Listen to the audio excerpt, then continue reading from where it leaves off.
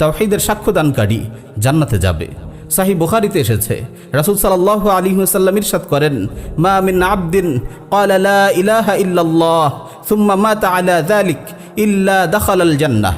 যেই বান্দা আল্লাহর তাওহীদের সাক্ষ্য দেবে এবং তাওহীদের উপর মৃত্যুবরণ করবে, সে অবশ্যই জান্নাতে প্রবেশ করবে। তাওহীদের সাক্ষ্যদানকারীর জন্য জাহান্নাম হারাম।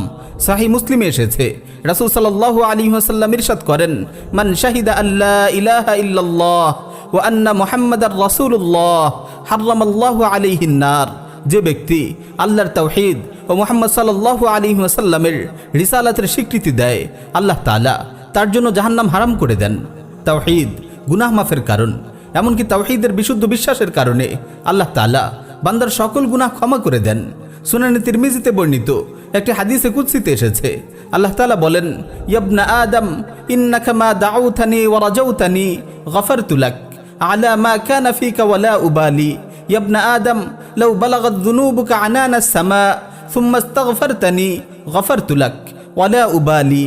ইবনা আদম ইন্নাকা লাউ আতাইতানি বিকুরাবিল আরদি খাতায়া সুম্মা লাকাইতানি লা তুশরিকু বি শাইআ লা আতাইতুকা বিকুরাবিহা মাগফিরা। হে আদম সন্তান, যখনই তুমি আমাকে ডাকবে, আমার কাছে ক্ষমার আশা রাখবে, তোমার সব গুনাহ আমি ক্ষমা করে দেব, এতে আমি কোনো পরোয়া করি না। হে আদম সন্তান, তোমার পাপ রাশি যদি আকাশের উচ্চতাও ছুঁয়ে যায়, তারপর তুমি আমার কাছে ক্ষমা প্রার্থনা করো, আমি তোমাকে ক্ষমা করে দেব, এতে আমি কোনো পরোয়া করি না। হে আদম সন্তান, তুমি যদি এত বেশি গুনাহ করো যা জমিনের বিস্তারকে ঢেকে দেয়, তারপর আমার সঙ্গে কাউকে অংশীদার না করে আমার কাছে আসো, তবে জমিনের বিস্তৃতি পরিমাণ ক্ষমা নিয়ে আমি তোমার কাছে হাজির হব। সুবহানাল্লাহ।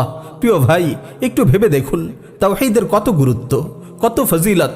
এক কথায় বলতে গেলে দুনিয়া ও আখিরাতের যাবতীয় সাফল্য ও কল্যাণ নির্ভর করে তাওহীদের উপর।